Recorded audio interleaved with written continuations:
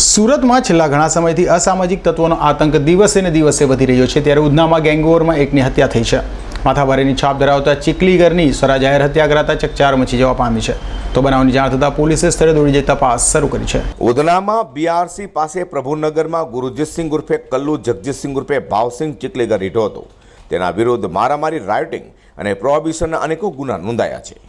રવિવારે બપોરે રક્ષાબંધનના દિવસે તે ઉધનામાં સોનલ ઇન્ડસ્ટ્રીઝ પાસેથી પસાર થતો હતો, ત્યારે તે વિસ્તારના ટપોરી અજય એપાર્ટમેન્ટ નાગ્યો પ્રથમ વગેરે છરાથી કલ્લુ પર હુમલો કર્યો હતો।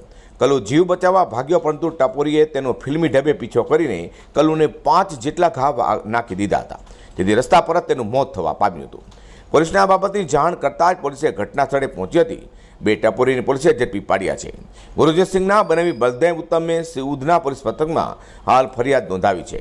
ગુરુજીતસિંહ ઉર્ફે કલ્લુએ 1.5 મહિના પહેલા બીઆરસી વિસ્તારમાં આરોપી રહે છે ત્યાં આરોપીઓને જહારમાં ગાળો આપી વાહનોની વ્યાપક તોડફોડ કરી હતી।